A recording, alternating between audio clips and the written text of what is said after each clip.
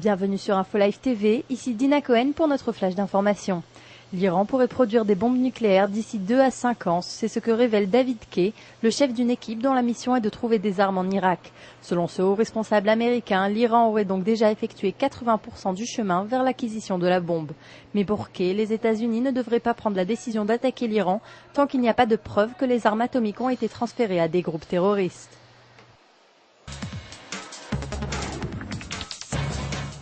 Le leader spirituel de l'Iran, l'ayatollah Seyyed Ali Khamenei, a affirmé mercredi qu'Israël allait à sa perte. Khamenei, qui n'en est pas à sa première vision fataliste sur l'avenir de l'État, l'avait déjà qualifié de tumeur cancéreuse. Cette fois-ci, Israël s'affaiblirait de jour en jour et serait au bord de la faillite totale, ce que des responsables officiels sionistes reconnaîtraient.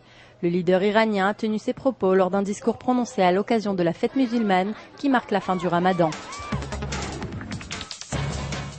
Lors de la conférence générale de l'Agence internationale de l'énergie atomique, les diplomates de 145 États membres se sont mis d'accord sur un compromis pour le vote d'une résolution à l'encontre d'Israël.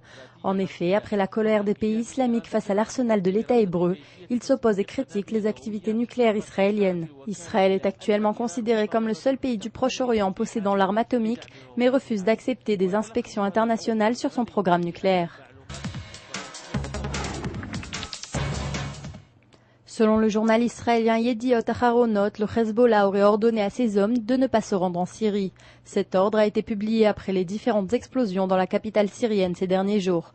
Le Hezbollah avait émis des ordres similaires après l'assassinat de l'un de ses dirigeants, Imad Mornier, en août dernier. Selon les médias libanais, le mouvement chiite prendrait ses mesures de protection, craignant de possibles tentatives d'élimination de la part d'Israël.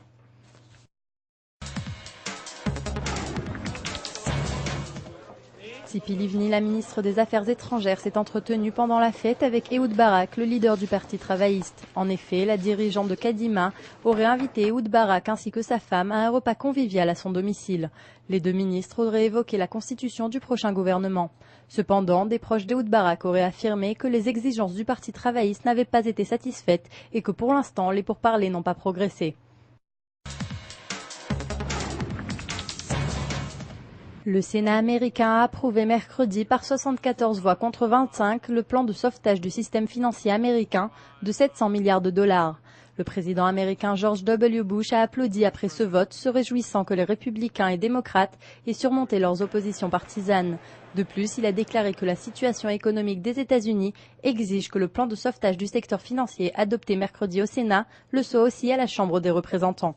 C'est la fin de ce journal, merci de l'avoir suivi sur InfoLive TV, la première télévision israélienne qui diffuse en 4 langues depuis Jérusalem.